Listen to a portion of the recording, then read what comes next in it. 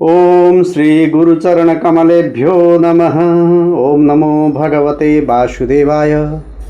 गजाननं भूतगणाधिसेवितं कपित्थजम्बूफलचारुभक्षणम् उमासुतं शोकविनाशकारकं नमामि विघ्नेश्वरपादपङ्कजम्। ॐ मादृक्प्रपन्नपशुपाशविमोक्षणाय मुक्ताय भूरि करुणाय नमोलयाय स्वांशेन सर्वतनुभृन्मनसि प्रतीत प्रत्यक्दृशे भगवते बृहते नमस्ते। जय हो। भगवान नारायण, भगवान नर, माता सरस्वती एवं व्यास जी को वंदना करते हुए कार्तिक मास महात्म्य का अगला अंक मैं प्रस्तुत करने जा रहा हूँ। केशव कृष्ण शास्त्री, आप सभी को स्वागत है। आदरणीय भक्तजन, अभी मैं स्कंद पुराण के अंतर्गत का कार्तिक मास का महात्म्य बता रहा हूँ। आज विभिन्न देवताओं के संतोष के लिए कार्तिक स्नान की विधि तथा स्नान के लिए श्रेष्ठ तीर्थों का पठन बताया जा रहा है।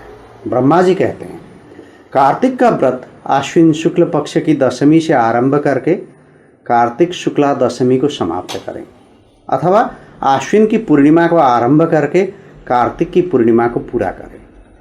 भक्तिमान पुरुष आश्विन शुक्ल पक्ष की एकादशी आने पर भगवान विष्णु को नमस्कार करके उनसे कार्तिक व्रत करने की आज्ञा प्राप्त करें और विधि से कार्तिक व्रत का पालन करें। 12 महीनों में मार्गशीर्ष मास अत्यंत पुण्यप्रद है। उससे अधिक पुण्यफल देने वाला नर्मदा तट पर वैशाख मास बताया गया है। उससे लाख गुना अधिक प्रयाग में माघ मास का महत्व है। उससे भी महान फल देने वाला कार्तिक मास है। इसका महत्व सर्वत्र जल में एक सा ही है। एक ओर शब्दान, व्रत और नियम तथा दूसरी ओर कार्तिक का स्नान तराजू पर रखकर ब्रह्मा जी ने तोला तो कार्तिक का ही पलड़ा भारी रहा।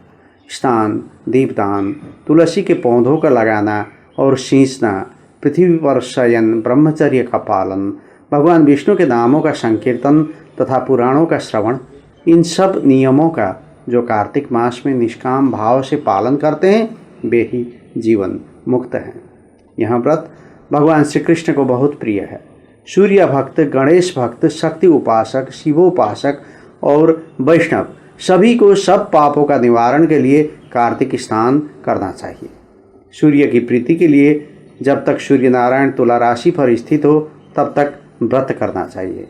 आश्विन की पूर्णिमा से लेकर कार्तिक की पूर्णिमा तक भगवान शंकर की प्रसन्नता के लिए स्नान करना चाहिए। देवी पक्ष अर्थात आश्विन शुक्ल पक्ष की प्रतिपदा से लेकर कार्तिक कृष्ण चतुर्दशी की महारात्रि के आने तक भगवती दुर्गा की प्रसन्नता के लिए स्नान करना चाहिए। गणेश जी की प्रसन्नता के लिए आश्विन कृष्ण चतुर्थी से लेकर कार्तिक कृष्ण चतुर्थी तक नियम पूर्वक स्नान करना चाहिए। जो आश्विन शुक्ल पक्ष की एकादशी से लेकर कार्तिक शुक्ल एकादशी तक कार्तिक व्रत की समाप्ति करता है उसके ऊपर भगवान जनार्दन प्रसन्न हो जाते हैं। जो दूसरों के संगवश या बलात् जानकर अथवा बिना जाने ही कार्तिक मास में प्रातः स्नान का नियम पूरा कर लेता है वह कभी यम यातना को नहीं देखता। अथवा जो ब्राह्मण कार्तिक में स्नान करते हैं उन्हें ओढ़ने के लिए कंबल या रजाई देकर स्नान जनित पुण्य फल को प्राप्त करें। कार्तिक मास में विशेषतः श्री राधा और श्री कृष्ण की पूजा करनी चाहिए। जो कार्तिक में तुलसी वृक्ष के नीचे श्री राधा और श्री कृष्ण की मूर्ति का निष्काम भाव से पूजन करते हैं उन्हें जीवन मुक्त समझना चाहिए।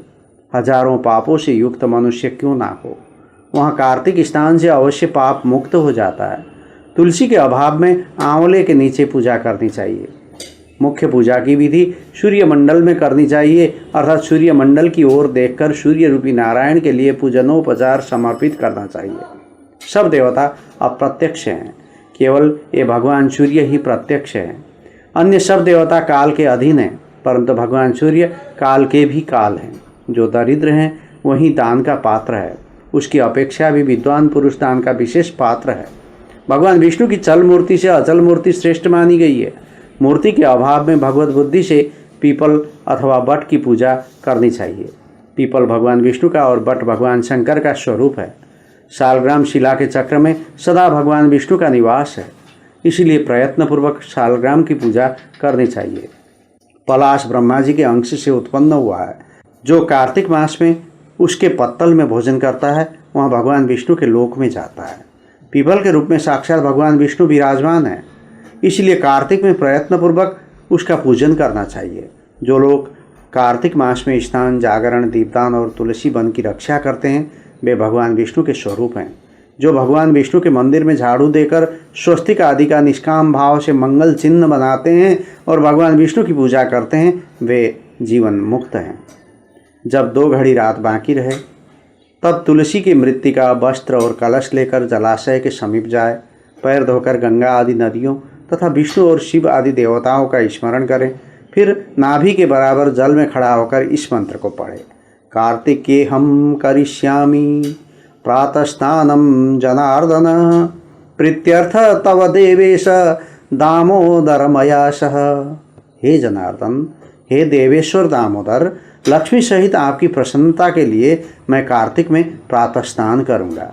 तत्पश्चात गृहाणार्घ्यम मया दत्तम राधया सहितो हरे नमः कमलनाभाय नमस्ते जलसायिने नमस्तेस्तु ऋषिकेश गृहाणार्घ्यम नमोस्तुते नमस्तेस्तु ऋषिकेश गृहाणार्घ्यम नमोस्तुते।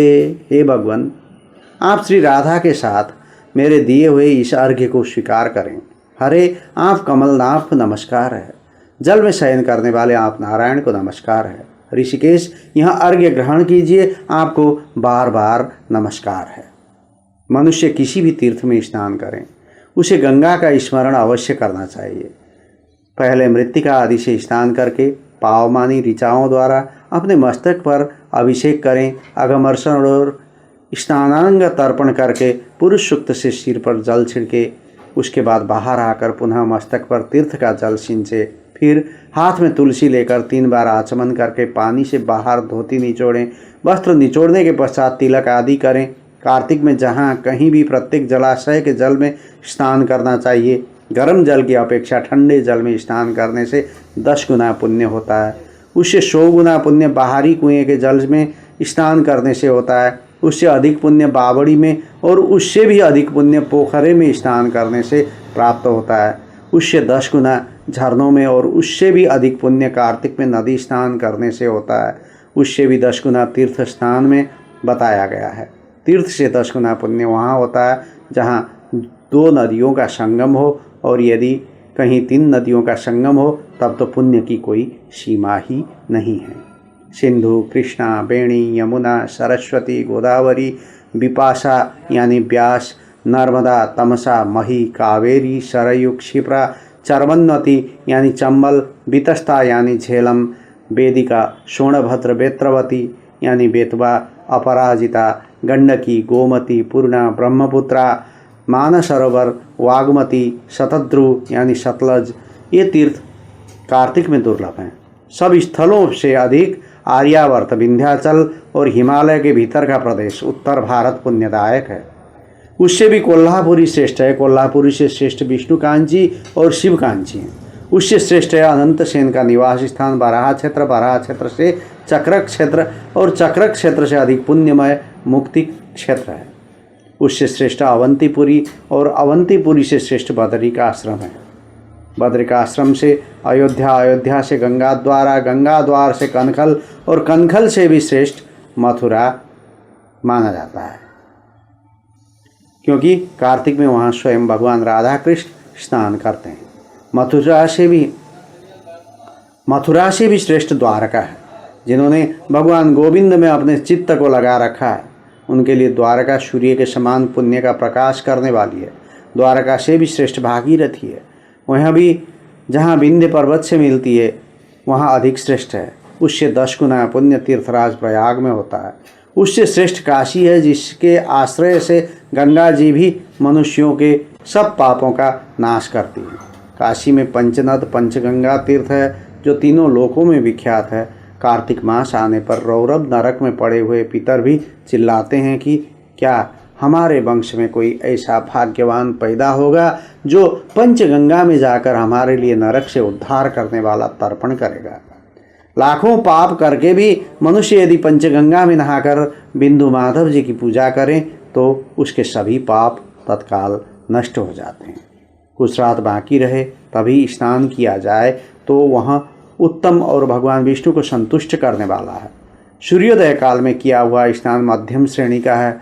जब तक कृतिका अस्त ना हो तभी तक स्नान का उत्तम समय है, अन्यथा बहुत विलंब करके किया हुआ स्नान कार्तिक स्नान की श्रेणी में नहीं आता। स्त्रियों को पति की आज्ञा लेकर कार्तिक स्नान करना चाहिए, क्योंकि पति से बिना पूछे जो धर्म कार्य किया जाता है वह पति की आयु को क्षीण कर देता है। स्त्रियों के लिए पति की सेवा छोड़कर दूसरा कोई धर्म नहीं है। अपृष्ट्वा यत्कृतं धर्म्यं भर्तारं तच्छयं नयेत्, स्त्रीणां नास्त्य परो धर्मो भर्तारं प्रोज्य कश्चन। जो पति का आज्ञा का पालन करे वही इस संसार में धर्मवती है। केवल व्रत आदि से धर्मवती नहीं होती। पति यदि दरिद्र, पतित, मूर्ख अथवा दीन भी हो तो वहाँ वैसा होता हुआ भी स्त्री का आश्रय है। उसके त्याग से स्त्री नरक में गिरती है। जिसके दोनों हाथ, दोनों पैर, वाणी और मन ये काबू में रहें तथा जिसमें विद्या, तप एवं कीर्ति हो वही मनुष्य तीर्थ के फल का भागी होता है। जिसकी तीर्थों में श्रद्धा ना हो, जो तीर्थ में भी पाप की ही बात सोचता हो, नास्तिक हो, जिसका मन दुविधा में पड़ा हो तथा जो कोरा तर्कवादी हो, ये 5 प्रकार के मनुष्य तीर्थ फल के भागी नहीं होते। इसको संस्कृत में ऐसे बताया गया है। दरिद्रः पतितो मूर्खो दीनोऽपि यदि चेत्पतिः, तादृशः शरणं स्त्रीणां तत्यागान्निरयं व्रजेत्। यस्य हस्तौ च पादौ च वाङ्मनश्च सुसंयतं, विद्या तपश्च कीर्तिश्च स तीर्थफलभाङ् नरः। अश्रद्धधान पापात्मा नास्तिकश्छिन्नमानस, हेतुवादी च पंचैते न तीर्थफलभागिनः। जो ब्राह्मण प्रतिदिन प्रातःकाल उठकर तीर्थ में स्नान करता है वह सब पापों से मुक्त होकर परब्रह्म परमात्मा को प्राप्त हो जाता है। स्नान का तत्व जानने वाले मनीषी पुरुषों ने 4 प्रकार के स्नान बतलाए हैं: वायव्य स्नान, वारुण स्नान, ब्राह्म स्नान और दिव्य स्नान। गोधूली से किया हुआ स्नान वायव्य कहलाता है। समुद्र आदि के जल में जो स्नान किया जाता है उसे वारुण स्नान कहते हैं। वेद मंत्रों के उच्चारण पूर्वक जो स्नान होता है उसका नाम ब्राह्म स्नान है तथा मेघों अथवा सूर्य की किरणों द्वारा जो जल अपने शरीर पर गिरता है उसे दिव्य स्नान कहा गया है। इन सभी स्नानों में वारुण स्नान सबसे उत्तम है। ब्राह्मण, क्षत्रिय और वैश्य को मंत्रोच्चार पूर्वक स्नान करना चाहिए। स्त्री और शूद्र के लिए बिना मंत्र के ही स्नान का विधान है।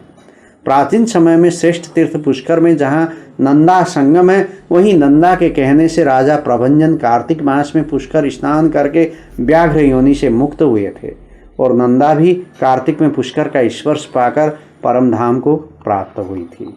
आदरणीय भक्तजन, अभी आप सुन रहे थे कार्तिक मास का महात्म्य। यह स्कंद पुराण से लिया गया है। आप हमसे जुड़े रहें। हम स्कंद पुराण के महात्म्य के प्रसंग समाप्त होने पर बाद में पद्म पुराण में भी जो कार्तिक मास का महात्म्य है उसको प्रस्तुत करेंगे। आज का यहाँ खंड, यहाँ अंश पूरा हुआ। अब दूसरे अंश में फिर मैं हाजिर होऊंगा। मुझे केशव कृष्ण शास्त्री को दें इजाज़त।